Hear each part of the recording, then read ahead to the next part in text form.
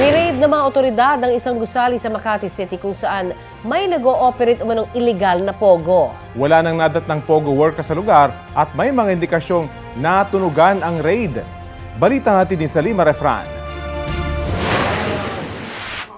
Bitbit ang mission order ng Makati LGU para mag-inspeksyon. Pinasok ng mga otoridad ang isang gusali sa Makati Business District. May impormasyon kasi nagpapatuloy pa rin daw ng operasyon ang mga sarado na dapat na IGL o Internet Gaming Licensee sa gusali. Pero wala nang dinatnan doon ng mga otoridad. Sa opisina ng isang IGL sa 52nd floor, nakabalot na ang mga computers at mga gamit. Pero sa ibang mga palapag, tumambad ang mga office setup na madalas nakikita sa mga Pogo scam hubs. Okay lang ito ha. Malamig pa. Nakababa na ang breaker pero malamig pa ang mga kwarto. Habang ang tsaa sa isang takure, Mainit-init pa. Mainit pa?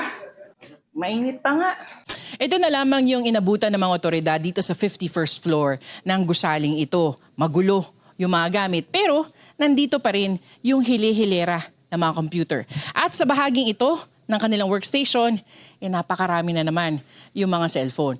Tila mabilis yung galaw ng mga empleyadong umalis dito dahil malamig pa yung naiwan nilang inumin.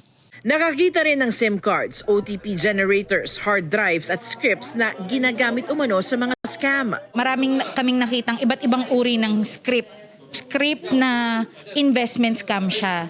Meron ding script ng Ethereum investment.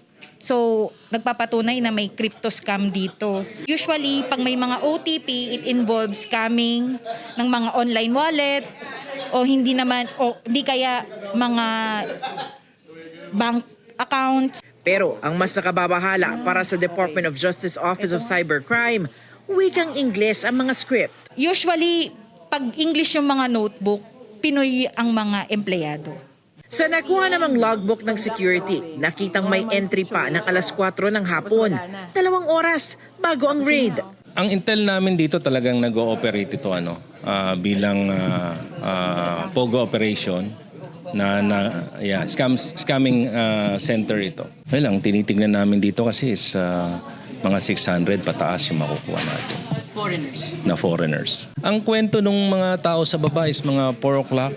4 o'clock o to 5 o'clock nagtatakbuhan daw pababa itong mga tao. That's 21 companies and may iba-ibang pangalan.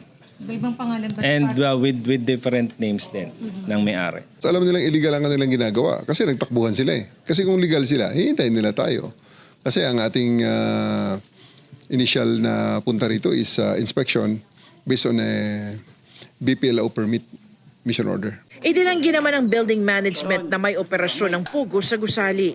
Ang alam ko, wala. None.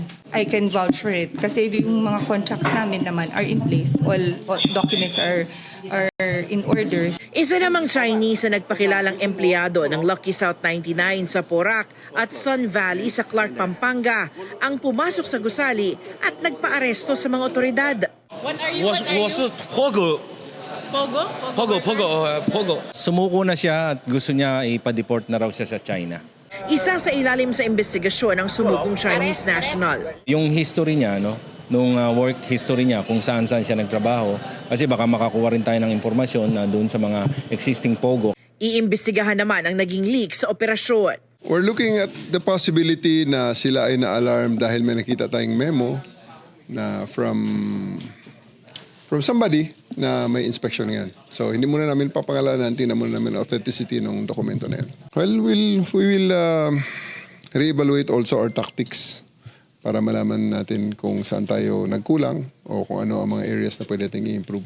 Ilang palapag ang agad isinara ng Makati Business Permits and Licensing Office o Makati BPLO dahil sa kawalan o kakulangan ng permits. Iba, mayroon namang permit pero kulang sa mga ang tawag dyan, individual working permit saka health certificate. Sanima Refran, nagbabalita para sa GMA Integrated News.